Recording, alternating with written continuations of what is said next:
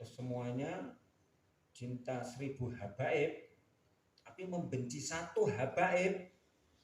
1000 habaib tidak bisa mensyafaati di depan datuknya itu, di depan Rasulullah. Assalamualaikum warahmatullahi wabarakatuh. Waalaikumsalam warahmatullahi wabarakatuh. Alhamdulillah wassalatu wassalamu ala Rasulillah Sayyidina wa maulana Muhammad ibn Abdullah wa ala alihi wa sahbihi wa man walah. La hawla wa la quwwata illa billah.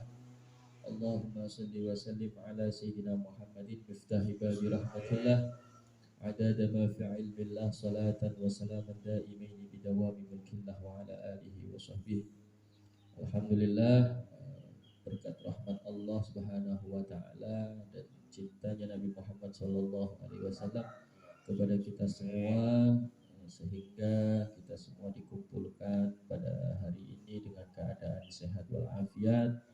Dan juga hari ini spesial bagi kami karena alhamdulillah Allah memberikan kesempatan kepada kami bisa bertemu dengan tamu mulia. Beliau jauh-jauh dari Batak. Beliau adalah Bapak Ustadz Muhammad Rahman Argo.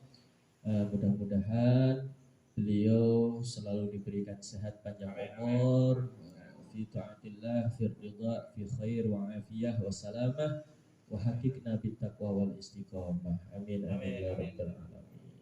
Gimana Pak Argo kabarnya Pak Argo? Sehat Pak? Sebelumnya Assalamualaikum warahmatullahi wabarakatuh. Waalaikumsalam warahmatullahi wabarakatuh. Bismillah, alhamdulillah. Terima kasih Ustaz.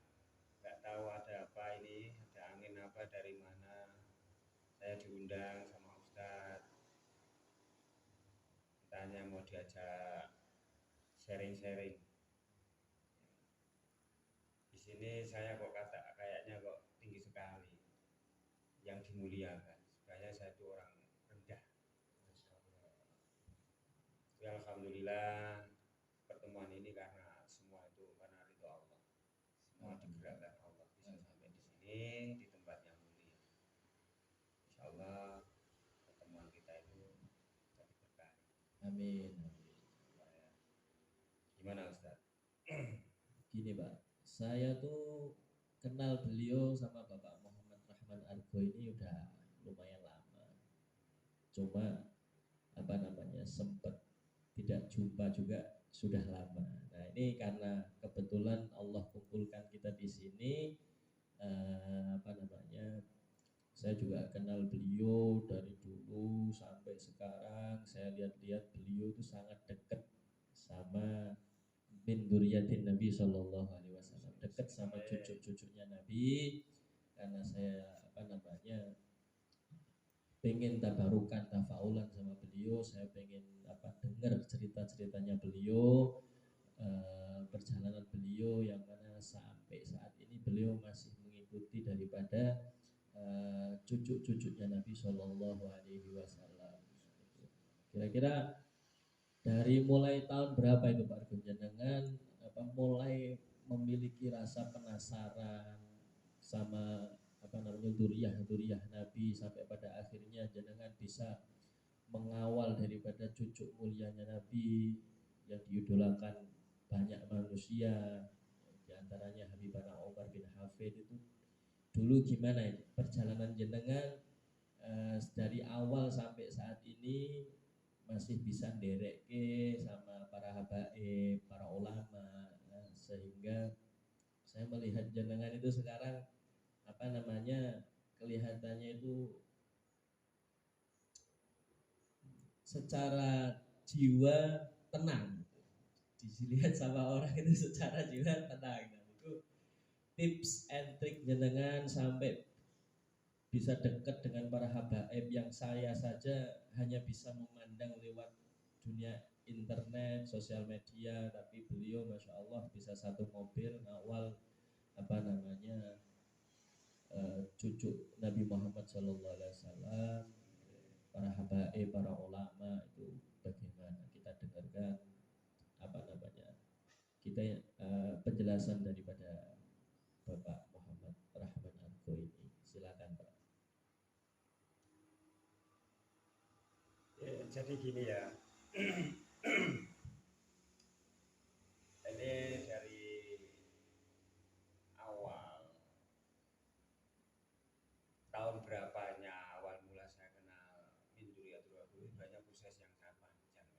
Tapi rahasia.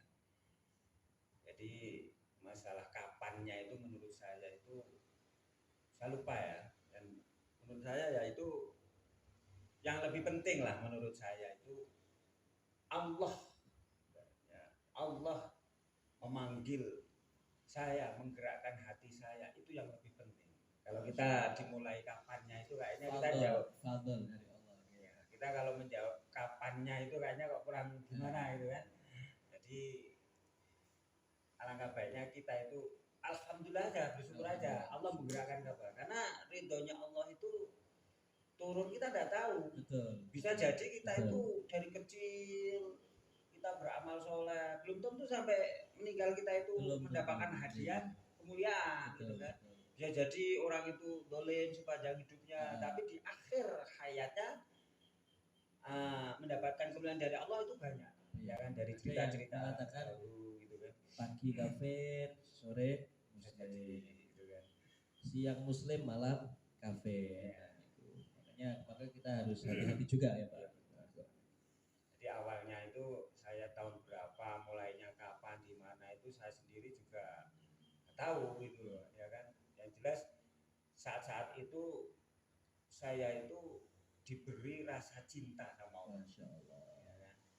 Ya itu karena apa? Saya juga tahu, karena saya ya semua orang tidak tahu karena Allah yang menginginkan, ya kan. Semua nah, kita didatangkan teman, didatangkan anak, kita kan tidak di luar pikiran kita. Betul. Karena cintanya Allah. Kita juga nggak tahu kalau pagi ini kita akan bertemu seperti ini. Semua Allah yang menggerakkan. Ya kan? Bisa jadi kita dapat kenikmatan-kenikmatan seperti itu, kemuliaan-kemuliaan seperti itu, bisa jadi itu berkah daripada doa-doa orang tua kita, berkah daripada doa-doa kakek-kakek kita, orang-orang tua kita, leluhur kita, teman-teman kita, orang-orang soleh, di mana waktu itu kita itu didoakan. Ya kan, dari situlah bisa jadi turunnya rahmat Allah. Ya kan, dari mbah-mbah saya, mungkin dari guru-guru terdahulu mendoakan kepada santri-santrinya gitu kan. Tidak ada salahnya kita sebagai umatnya Kanjeng Nabi itu, ya kan, selalu mendoakan lah. Dengar-dengar ada kabar Al Habib Umar itu tahun 2017 waktu itu, 2017 akhir itu kalau tidak salah, itu Habib Umar insya Allah mau hadir ke Indonesia, mau safari maulid itu, safari dakwah, safari maulid ke Indonesia itu, insya Allah. Nah setelah itu informasi Habib Umar mau datang itu kan santer itu di kalangan umum itu kan. Ya saya juga seneng waktu itu. Nah, saya ditelepon sama Soebi ini. Telepon, wah ya peluk-pelukan kita kembali ya.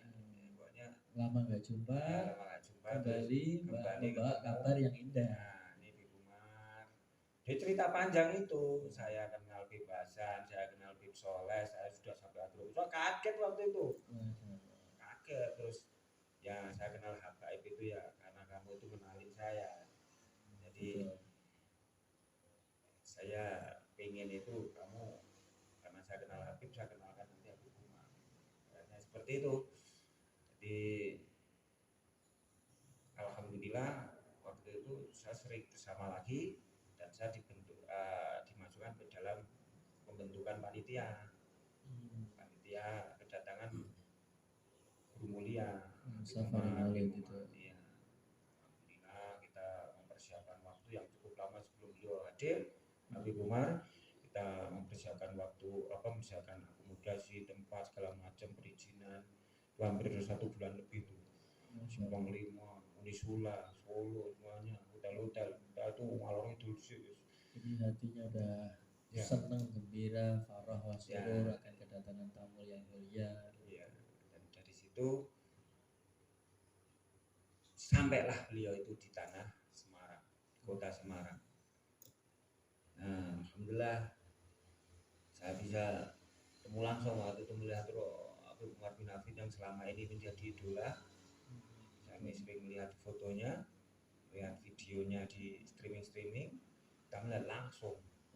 Wah itu luar biasa, ini kayak hati itu kayak copot itu, kayak percaya tidak percaya itu waktu itu.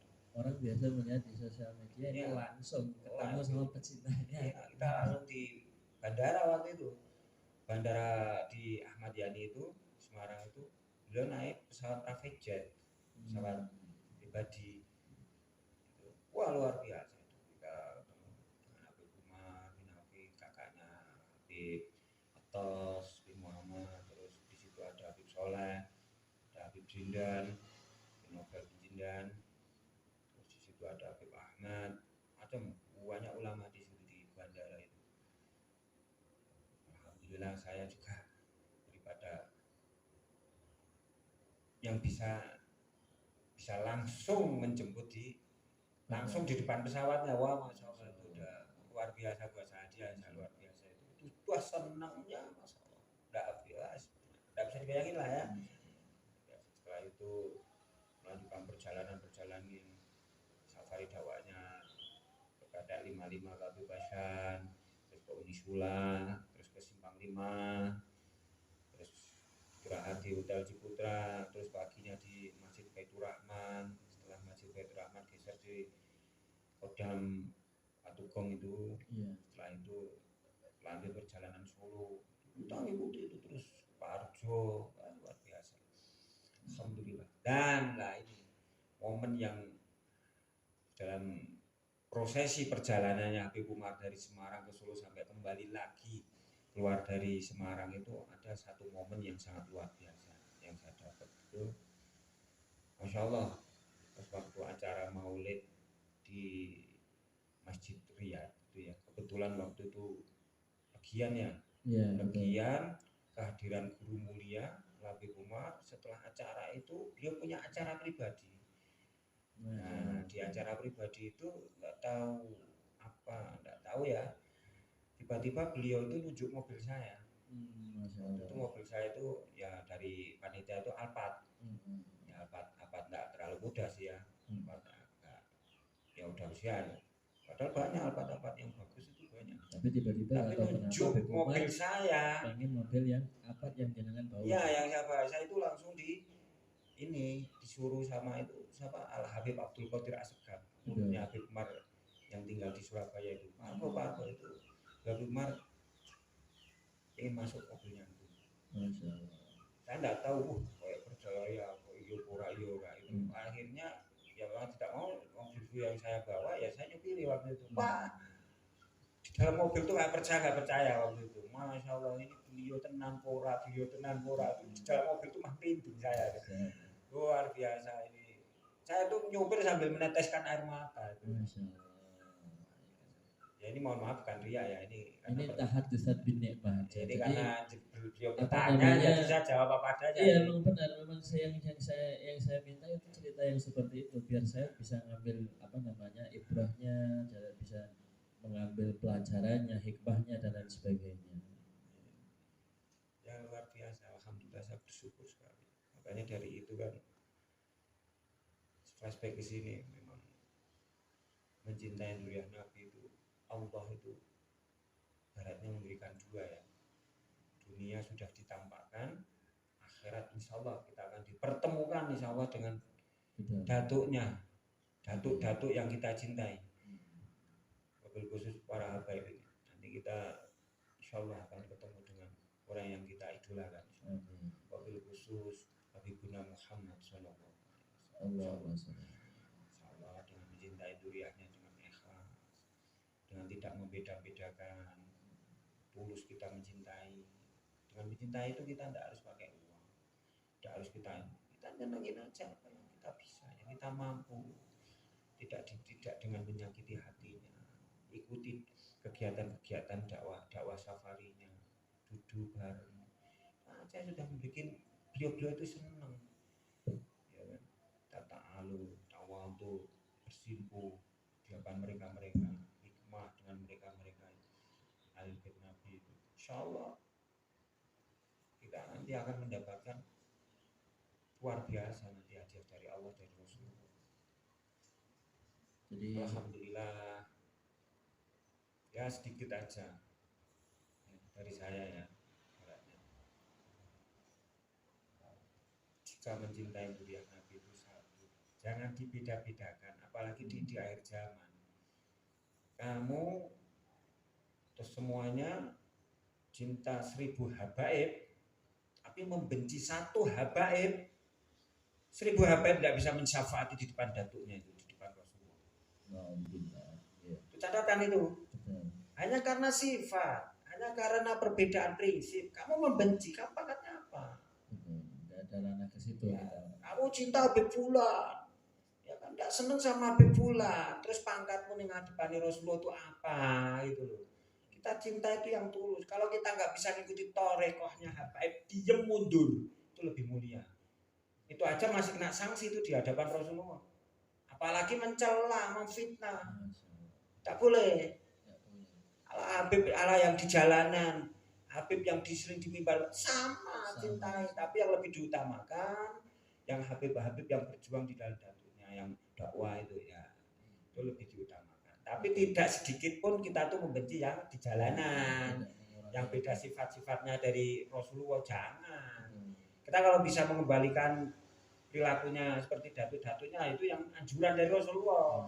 Kalau kita diem, ya kita nanti kena tuntut sama Rasulullah. Caranya ya tidak boleh membentak, ajaklah, ajak Bib, jika berkenan, ayo kita jajan ke sini. Supaya apa? Beliaunya nggak menceng di sana. Beliaunya mau maksiat, Bib, ada fulus Bib. Mau antum ayo kita makan enak Bib, supaya lari dari maksiat itu. Caranya itu macam-macam. Bib tidak boleh antum kayak gitu Bib. Wah kurang ajar ini. Awur ini tidak ilmu ini. Metode dakwahnya. Ya itu seperti itu. Bib, anak ada Bib, ini. Wah itu tidak Bib, punya Bib. Itu pun semua kita dasari karena kita cinta Ya, kepada pasti. datuknya. Insya Allah kita akan menjadi perhatian khusus di metode itu. Kita harus yang cerdas ya. Betul. Jangan bodoh, jangan pakai nafsu, jangan pakai okol, jangan pakai otot. Ya intinya kita tuh mencari syafaatnya Nabi Muhammad. Luar biasa kelak dia mulia itu. Orang itu berbondong-bondong itu minta syafaatnya Kanjeng Nabi. Dan Rasulullah ya pilih-pilih.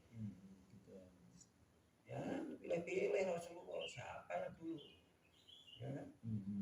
Siapa sing iso senenge aku biyen ning donya, salah satunya ya nyenengke duriyaku ya.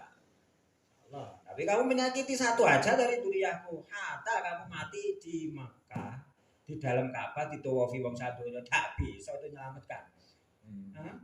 Adanya Mekah itu karena ada kemuliaan Rasulullah, karena Mekah itu disentuh Rasulullah, itu sudah itu tadi mulia. Artinya apapun yang berhubungan dengan Nabi Muhammad itu pasti akan menjadi mulia. Iya, apalagi duriahnya. Pokoknya jangan buat pemirsa di rumah, khususnya buat kita jangan kita itu ibaratnya itu beda-beda aja. Beda-beda. Jangan. Mau habis pilih, apalagi sampai memfitnah, ngerasani orang lain aja tidak boleh, saudara lagi tidak apalagi durian apa. Jangan. Benar-benar jangan usahakan jangan. Kita itu buruk kok, kita itu domplang. Ibaratnya kita itu datang ke rumahnya orang, ya kan? Orang itu di dalam rumah membanting gelas, memulak-malik lemari, ngoper, itu kan rumahnya. Ya terserah, kita tuan rumah, kita itu tamu. Ibaratnya kira seneng rumah, itu kan. Ya sudah kita kalah, ya kan? Dia ngopo-ngopo di rumah terserah. Ya seperti habaib. Dunia ini punya habaib. Dikira siapa? Nyawa lah, itu tidak ada habaib kiamat sudah, ini tidak ada pemandangan indah. Laula kalau ya Muhammad makhlukul aflak, gak diciptakan semua bumi seisinya langit semuanya itu karena Nabi Muhammad Shallallahu Alaihi Wasallam dan para dzurriyyahnya. Makanya mau nggak mau, suka nggak suka, kita tetap harus cinta, ngikuti dengan apapun yang di situ perilakunya Nabi Muhammad, ucapannya Nabi Muhammad, semua kita ikuti dengan dasar cinta, mahabbah kepada beliau. Kita memuliakan para dzurriyyahnya tanpa membeda-bedakan tadi apa kata beliau. Nah, itu akan menjadikan kita mulia karena kita ini kan istilahnya kita ini batu gitu. Mereka dzurriyyah min dzurriyyatin Nabi ini kan yakut. Jadi yakut al-hajar al-yakut bainal hajar gitu. Yakut di bainal hajar. Kalau kita ini batu gitu.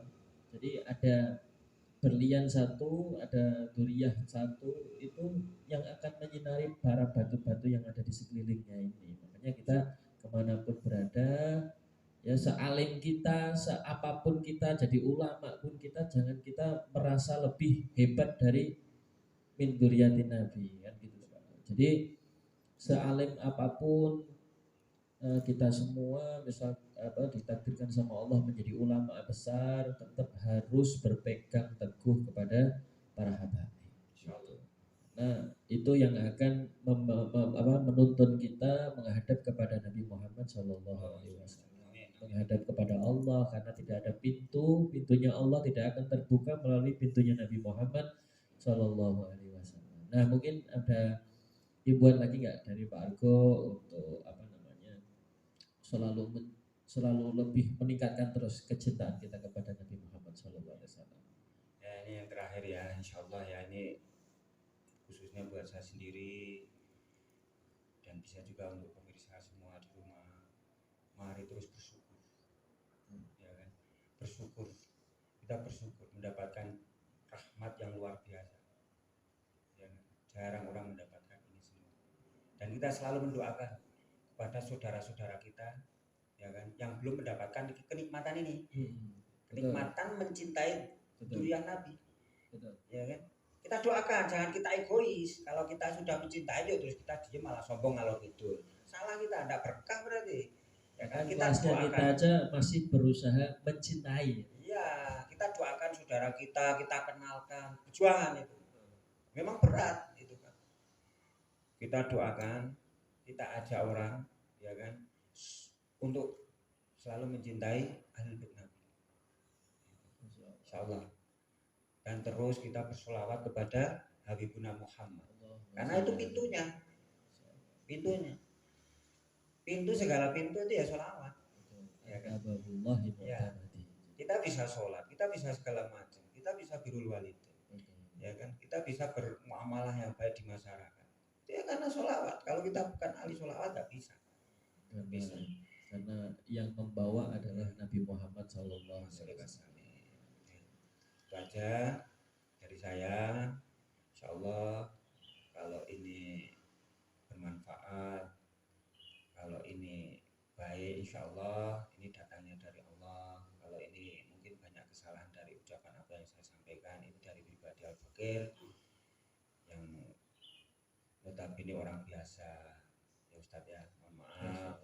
Tapi khusus pemirsa yang mungkin pecinta channelnya Pak Irhas channel, insya Allah diberkahi Allah ya. Amin. Semoga kita dalam lindungan Allah. Amin. Semoga kelak kita dikumpulkan bersama orang-orang yang dicintai, orang-orang yang diridhoi Allah. Insya Allah yang sulit dari kita dimudahkan, insya Allah yang sakit dari kita segera disembuhkan. Insya Allah hajat kita, insya Allah semuanya dikabulkan sama Allah berkat kemuliaan Habibuna Muhammad Sallallahu Alaihi Wasallam. Itu dari saya Pak Rehas. Ya, mungkin kalau ada salah ya itu biasanya. Assalamualaikum warahmatullahi wabarakatuh. Waalaikumsalam warahmatullahi wabarakatuh. Alhamdulillah, percakapan majelis santai kita sudah usai. Mudah-mudahan duduknya kita di sini membawakan rahmat bagi kami bagi penonton semua, menjadikan tambahnya cinta kita kepada Nabi Muhammad SAW beserta para dzurriyyahnya. Mudah-mudahan selalu ditingkatkan lagi iman, takwa dan cinta kita kepada Allah dan Rasulullah. Mudah-mudahan yang mendengarkan majelis kita, majelis santai ini ditambahkan kecintaannya kepada Nabi Muhammad SAW. Karena mendengarkan tahaddusan bin ni'mah daripada beliau, mudah-mudahan dari tadi sampai paripurna ini mudah-mudahan mendapatkan hidayah dari Allah Subhanahu wa taala, sampai mendapatkan pandangan khusus dari Nabi Muhammad SAW, menjadi umat yang dicintai Nabi Muhammad, menjadi umat yang mencintai dan dicintai Nabi Muhammad SAW. Kami mengucapkan banyak terima kasih kepada Bapak Muhammad Rahman Argo yang sudah memberikan sedikit kisahnya beliau dari belum mengenal habaib sampai akhirnya bisa bersama-sama satu mobil bersama beliau Habibana Umar bin Hafid. Mudah-mudahan barokahnya nyampe kepada kita semua, barokahnya nyampe kepada keluarga kita, barokahnya nyampe kepada orang-orang yang kita cintai, dan mudah-mudahan yang sakit di antara kita disembuhkan oleh Allah Subhanahu wa taala, yang sedang sulit dimudahkan oleh Allah Subhanahu wa taala. Hada billahi wa lakum. Assalamualaikum warahmatullahi wabarakatuh.